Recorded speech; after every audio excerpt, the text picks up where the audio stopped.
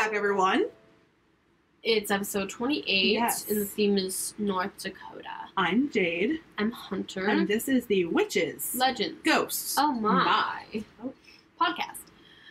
Where we talk about paranormal things, supernatural things, legends, spooky, folklore, ooky, and just aliens. Educational things. Yeah. Basically. Like, we talked about a lake. Yeah. A couple We talked about some ones ago. Phenomenon. Basically, Yes. like, phenomenon. Yes. That's And good. folklore. All in one. Witchy And witchy legends stuff. and some ghosts. And some ghosts. Yeah. Oh my. That's a lot of things. Yeah, so Jade has her cat. Oh, he's being a noodle and right now. Jade doesn't have her cat anymore. He has her.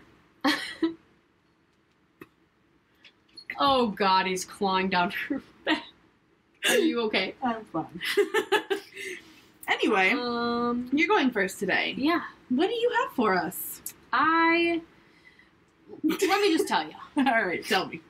North Dakota Yeah.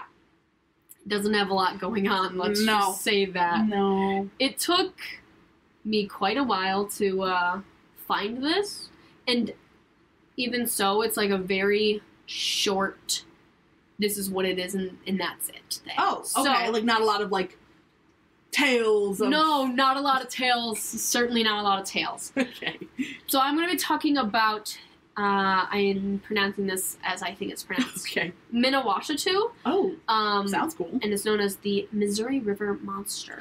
Oh. Yeah, so I guess the earliest known references to the Miniwashitu in North Dakota culture come from tales predating even European settlement in North America. Oh. It doesn't go into what that means. Couldn't find anything else Cool. about that. But it does, apparently. But yeah, so I don't know, like, where then. Like, I don't know, because when it says that, Like, predating... native? Yeah, like, is it native, or is it from European places before they went to North? I don't know. I think it means that it existed that In native culture? in native culture because I don't think that they would be bringing over this river monster to another place of the world, if you know what I mean. If it's like the Missouri River or whatever. Oh, You know? yeah. So maybe it's native. What's its name again? Miniwashitu. Yeah. Sounds pretty native. Sounds pretty native. The spelling looks quite native. Anyways, so the Miniwashitu. But I guess the beast's first appearance in actual media stems from a brief description of a Dakota Plains myth written by author Melvin Randolph Gilmore. Oh, wow. Who was the Gandalf. former... What? Gandalf? No, Randolph Aww. Gilmore. Yeah, Darn. that's where you're getting the go. Yeah. And he was a former curator for the North Dakota State Historical Society and was a cultural anthropologist. Oh. I would have loved, I don't know why I didn't go into something history. Wouldn't it have been so cool to be like, work at a museum or something? I would love that shit. I should have done That's that. what Kyle Miner did. History. Oh my gosh, really? Yeah. Oh, history. I don't know when you said that. I thought museum studies. And I was like, really? So I had specific. no idea. Well, they have that. I don't know if they do at MSU, but I was looking into that. I was like, wouldn't that be so fucking cool? And then I got talked out of it. Oh, you know what? You know why I got talked out of it? Because my parents told me that I wasn't allowed to go to MSU unless I was going into some sort of science. And so some sort of STEM. Something STEM. And so the next closest thing to STEM I picked was psychology, because that was as far away from, like, science that you could get while still be considered, like, a science. Right. And meanwhile... What? Your sister gets to go Yeah, for and not. meanwhile, my younger sister is going to MSU for education. Because they said that because you wanted to do, like, something artsy for a while. And they were like, we're not paying MSU prices for you doing something artsy. You can go to Central for that. Yeah. I never even... And you considered teacher for a while, but you didn't think that they would allow it because it wasn't... No, they said they wouldn't. Oh, that's even worse then. Yeah. Thanks, parents. That sucks, actually. I could always go back to school, though. That's true, but then you'd have to pay for it. Yeah. Well, I already have to pay for my master's now. Mm-hmm. So. That sucks. I wonder if that's something that you need a degree for, though. If I wanted to, like, work in a museum of something. Probably not. Could be like a tour guide. You could start low and then get up. Yeah. There's probably certificates you get. Anyways, so where did that come from? Oh, cultural anthropologist. Yeah, so it would have been cool to go into anthropology because you learn about so much, like this shit. You could literally learn about this shit. Right. In 1921, Gilmore wrote about his experience hearing the story of the creature. And so, like, I have this giant quote because he said that he heard a story from, I'm assuming if this comes from native, whatever, he heard a story from from natives, and like, and he like translated it probably. Yeah, well, this was in 1921. Yeah, 1921 is when it like first was talked about, like in the media, like by other people. Yeah, but it was known around like the area since before European settlers. Yeah, that's interesting. Stories of it predate European settlers. Got it. Okay. But this is the first time it's like in I'm assuming the news or something. Newspaper. Yeah. Yes. Okay. Newspaper. Yes. Look at TVs then. In the 1920s. No. When did TVs? I don't know. So this is the quote. It's a long quote. He kind of explains everything. Oh, you're going to look it up? Okay. Yeah, you go ahead. Quote.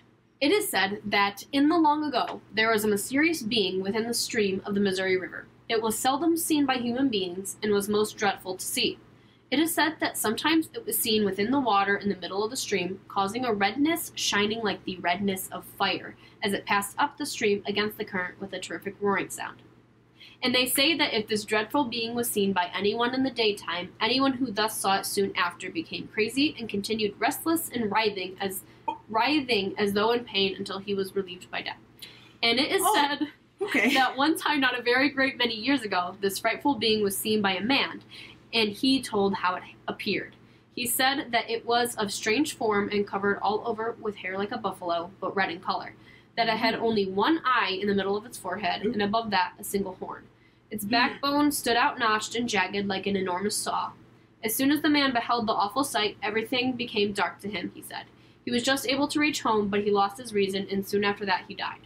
It is said this mysterious Miniwashitu, in parentheses, water monster, still lives in the Missouri River, and that in springtime, as it moves upstream against the current, it breaks up the ice of the river. This water monster was beheld in awe and dread by the people. End quote. So, wait, okay. So if you see it during the day, then you'll die, but if you see it at night, then you'll be fine? Is that how... Because it said, like, if you see it in the day. If you see it in the day...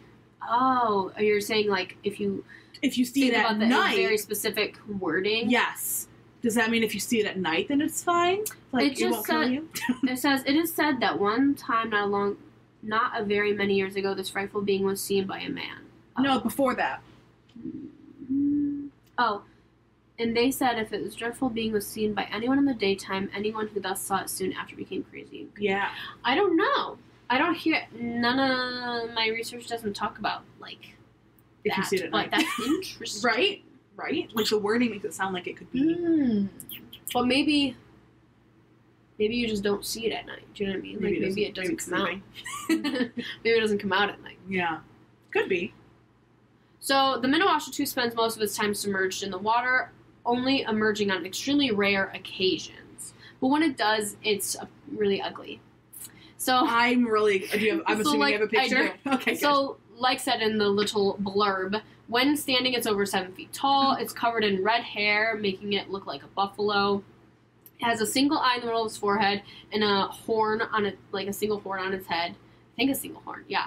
And its spine, like, sticks out of its back. It's fucking gross. Ew. Its hands are humanoid, but the feet are hooves.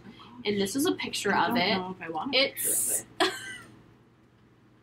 And this thing goes in the water. So this doesn't make any sense, actually. Why would it have hooves in the water? Yeah. I don't... And it spends most of its time there. That doesn't make any sense. Yeah. So it just must... Somehow it has to do with the bone sticking out, right? Maybe. That's kind of fish-like. The one singular thing that's fish-like. It's really gross. It's really gross. It's like a Minotaur, human, fish, rhino, buffalo with only one eye and one horn in the center. Yeah. It's like a unicorn, but not a unicorn. It's really ugly. Surprisingly, I love this. Despite how ugly it is, the creature isn't necessarily a predator. I guess most stories have it like eating like fish, plants, and grass. So like it doesn't. It's like a buffalo. Yeah, it's like a buffalo, but also like deadly. Yeah, because it has like the abilities of like when you look at it. Apparently, so it just doesn't like being seen. I don't know. Like, what if you what if? Right. It's just shy. I mean, it's ugly. So maybe he's just really self-conscious. Yeah. No, but like, what if you saw him, but he didn't see you seeing him? Oh. Would you still die, or do you have to make eye contact, or does he sense that you see him? I think it's just if you see him, because this says that the Miniwashitu is reportedly so horrific of a sight that just looking at it will shatter anyone's mind and darken one's vision, rendering them blind and mad before dying. Oh, so you just looking at him. It's so ugly that you die. That you die and go blind and go crazy. Because it's so ugly. Yeah. And I guess even if you don't look at it, the bellow of the creature is so loud, I guess, that it deafens those nearby who happen to hear it. Oh. Sounds like a menace to society. Literally. So you can't hear it, you can't look at it, but it doesn't eat you, so like... But you still die. Yeah, but I just mean like, just don't look at it. Just don't go anywhere near the Missouri River and I think it'll be fine. Yeah. Yeah. So I guess, so the man who did encounter the beast and didn't die had just enough time to like make it home. And like tell someone about it? And tell someone. And then die from going crazy. Right. But I guess, like, the one nice thing about it, like the little blurb said, in the springtime, the Miniwashitu uses its massive strength and its back to shatter the glass, leaving it... Oh, ice? The glass! The glass from the window that sits over the river? Yeah. Shatters the ice along the river, leaving it open to fishing and travel. So it's nice, actually. So it's like, yeah, it's respectful, you just can't look at it. Don't look at them. Yeah. Is there just one? Or is it a species?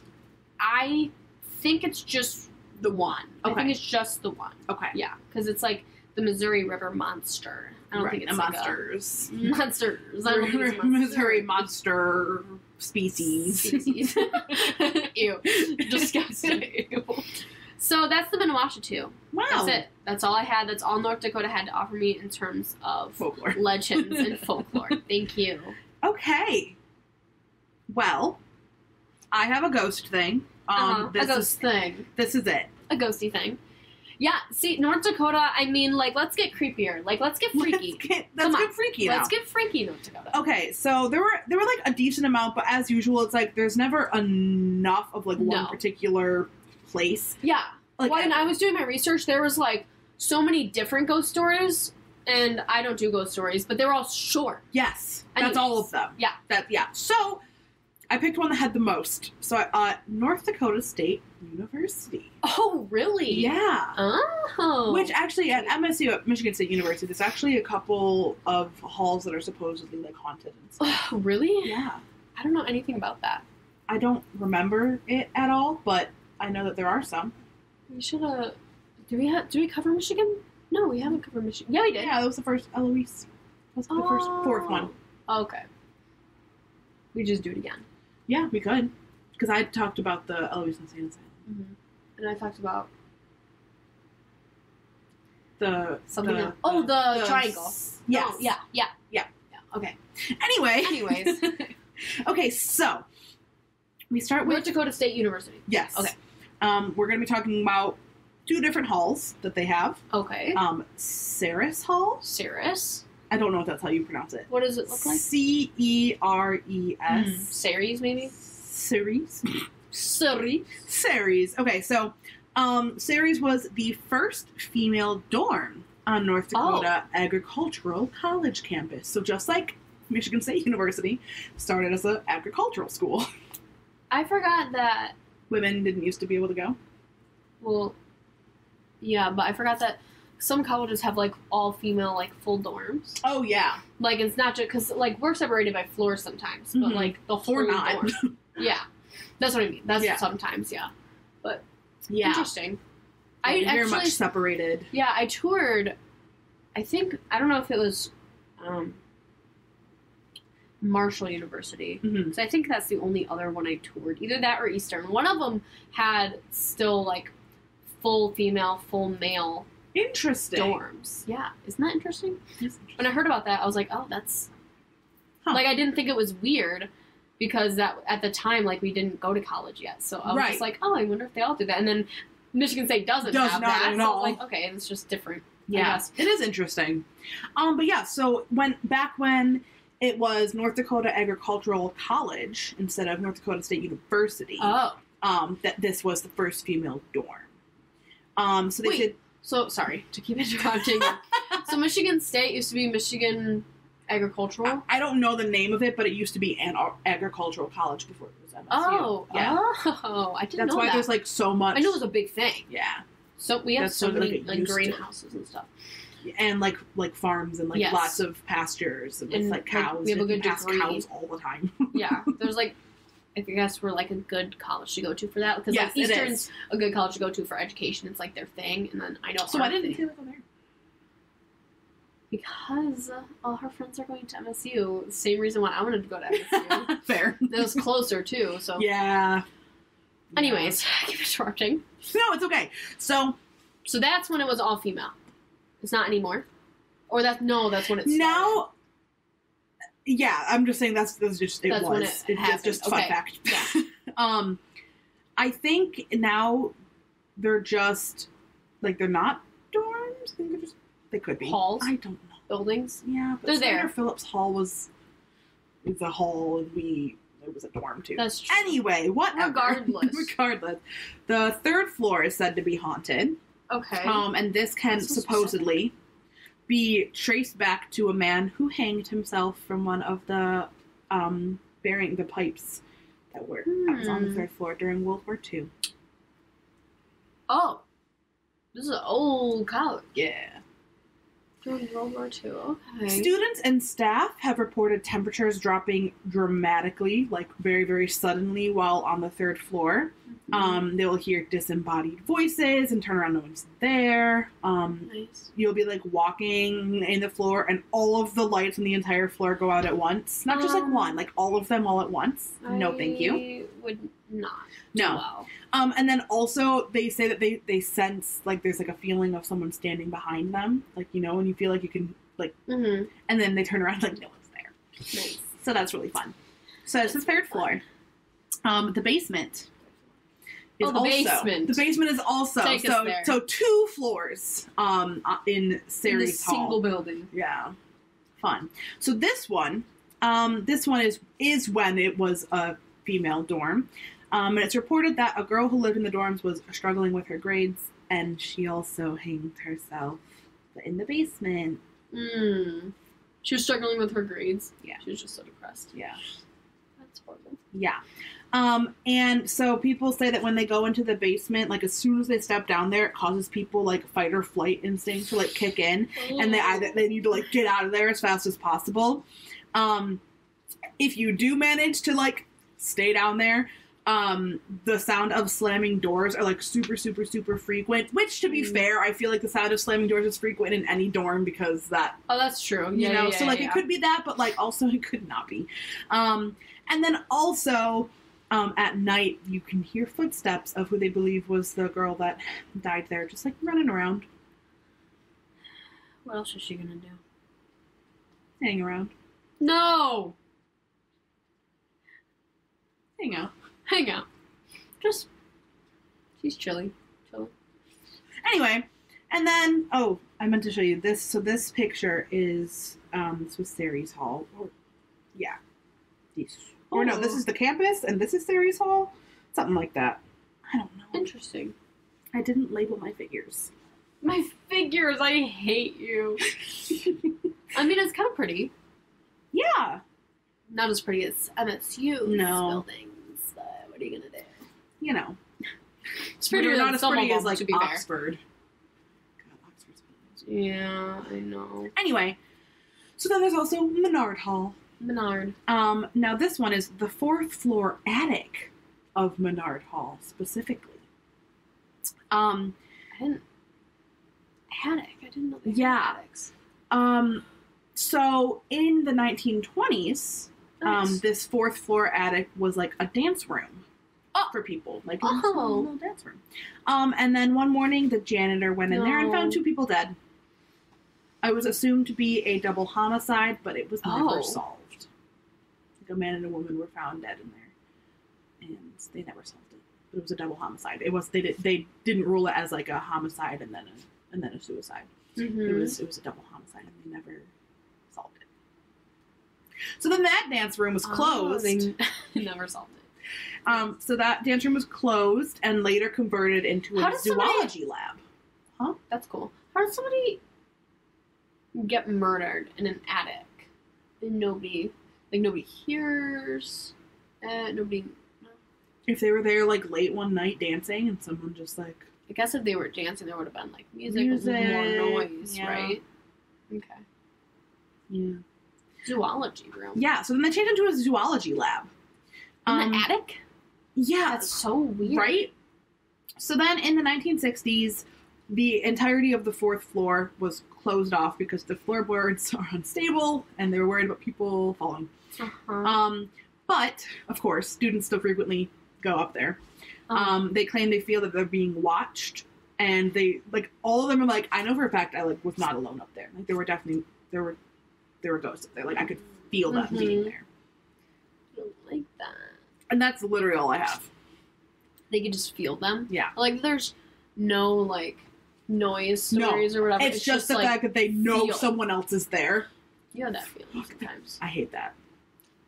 Yeah. I hate that only if it's, like, another person. Like, if I know there's not, like, another human in the room, then I feel better that it's a ghost. That makes sense. I would rather it be a ghost than a person. My first thought is always, like, oh my gosh, is there somebody, like, hiding behind something? And, like, that's how I can feel it. And then once I check that there's not anybody hiding, I'm like, okay, I'm safe. You know what I mean? Yeah. Like, it's just a ghost. It's just a ghost. Just staring at me. Same. You know, it's fine. Same. If I could see them, I would be staring at that. Probably. Too. Oh my god, did I make you read? There was this book that I finished in, like, literally 3 hours one night. It was so good. I'm gonna have to look it up again. I wanted you to read it so badly. It was about this girl who could, like, when she touched someone, she could, like, see how and when they were gonna die. Well, like, she couldn't stop it because it was gonna happen regardless. Mm-hmm. So she bumps into this one girl and then realizes that that girl's gonna die that night and, like, be, like, brutally murdered. But she can't do anything about it. And she just tries to avoid touching people. Like, that's her thing. Like, she doesn't want to touch anyone. And she can also see ghosts. And back at her place, she has a ghost friend that is there that she, like, talks to and hangs out with. And it's easier to be friends with a ghost because you can't touch them. Or you can touch them, but, like, there's not... They're already dead. Yeah. And so at some point, like, she sees the ghost of the girl that ended up getting murdered that night. And she's like, you knew this was going to happen. You didn't stop it. What the fuck?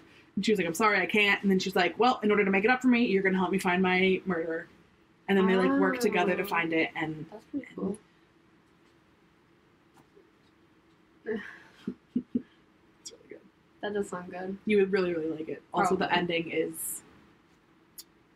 Chef's kiss? Like, very much so. Whenever I think about, like, ghost books, I immediately think of being in elementary school. I was in elementary school, and this is me. I would rent ghost story books. Yeah. And then I would always panic because they scared the shit out of me.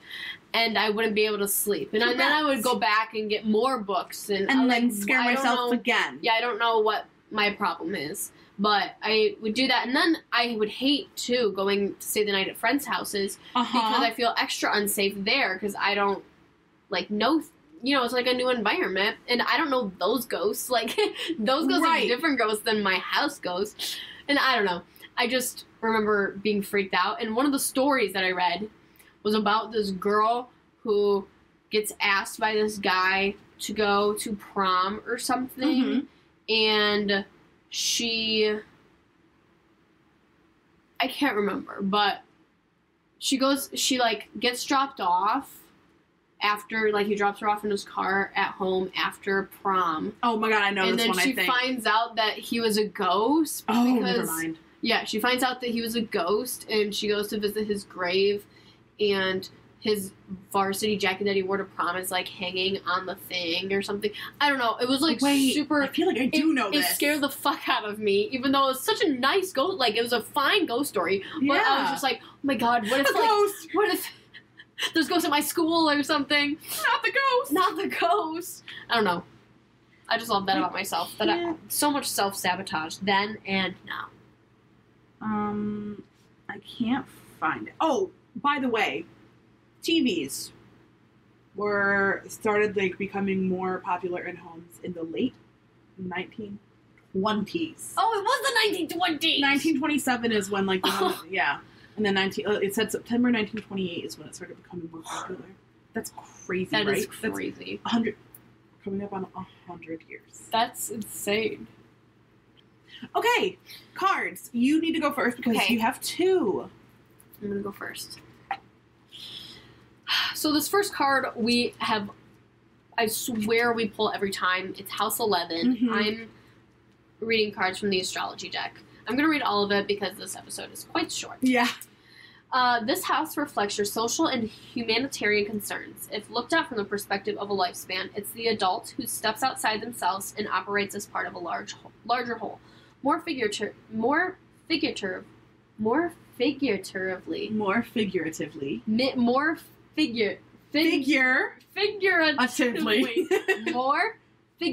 Yes. It reflects your feelings around groups of people.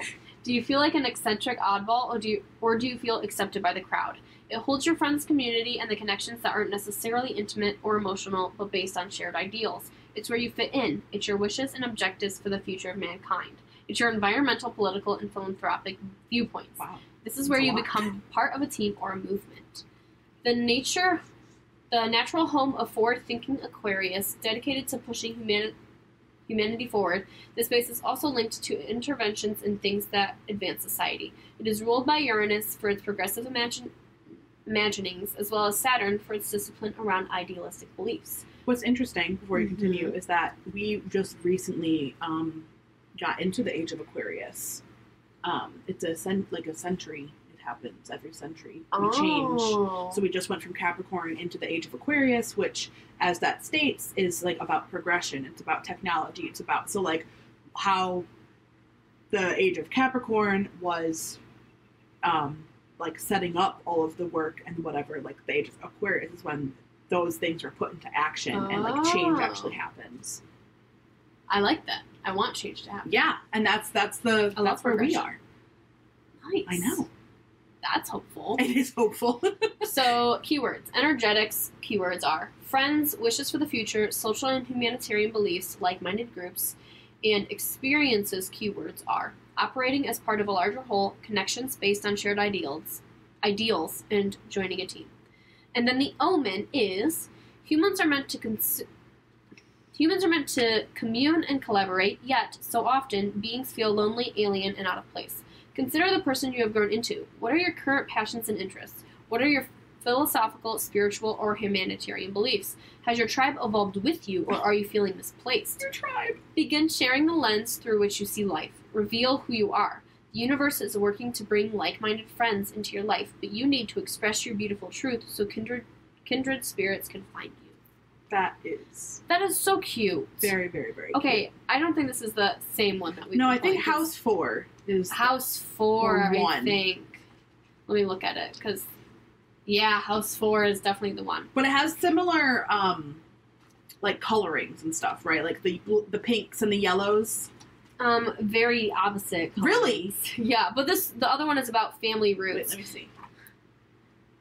Very dark. But it has the yellow. Yeah. But the other one is about, like, family and stuff, and this one is about, like, friends. So I think they're, like... Very similar. Yeah. Okay. Oh, was that it? Are you good? Yeah, that was okay. it. Okay, I didn't want to, like, cut you off. Okay, so I pulled the Eight of Pentacles upright. So, it's reward time.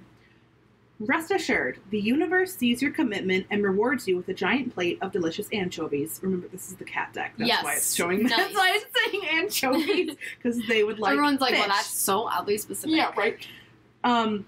Enjoy them, but don't get too comfortable with your abilities. Openness to acquiring new skills will make you even more successful in the future. That's really all it says. Nice. It seems pretty positive. I like that. No, it is. Keep your mind open, but appreciate what you have now. Yes. Okay, so this next card I've never pulled. I have no idea. I've never even read I'm it. very excited. It's Trine. Angelic support, harmony, and perfect flow. I love that. Triangles are the strongest shape in the natural world. Any added force is evenly distributed between all sides, and this physical truth echoes in their energetic worth, which is why they're so popular in ancient iconography? Iconography? Iconography? Iconography? Like an icon? Iconography? I've never heard of They're that. so popular in ancient stuff. A trine occurs when two planets sit 120 degrees away from one another, supporting each other in expression and flow. This lovely, uncomplicated aspect indicates an area of ease and harmony in your life. It can reveal where you find simple joys, innate talents, and gifts. Planets and trine are not intertwined and thus don't compete for expression. Like the best of friends, they see each other's strengths and limitations and work to lift each other up. What's more, this aspect often comes as a supportive antidote for other challenges you face. And while trines can absolutely appear without an equal challenge, they often appear in areas where you need some extra support, like guardian angels. Omen. Wait, this feels like it's very much hitting right now.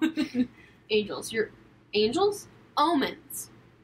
Your angels are so proud of the work you've done to get here. You've kept your heart soft through obstacles and let divine lessons shape you. Now you are more authentic. You are a more authentic expression of your heavenly soul, and you're entering a beautiful time of harmony. Instead of picking yourself apart and choosing pieces to express or suppress, can you embrace yourself as a brilliant whole? The more you connect to yourself in your entirety, the more you sync with the divine currents that carry you. And as you surrender into this lovely tide, life feels abundant, blessed, joyful, and perfectly aligned because it is. That is very cute. It's like balance. Like your life is balanced right now. Oh, that's so cute. I like that a lot.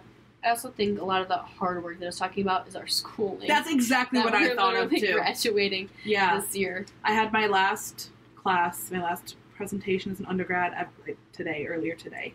That's insane. Pictures. So that's very, very strange to think about. Yeah. Uh-huh. Yeah, I feel weird, but more on that once we actually go through graduation. Yeah, seriously. Right now it doesn't feel like anything. No. Honestly. No. Not yet. Yeah, so that was the episode. That's it. That's what we had for you. Sorry, y'all.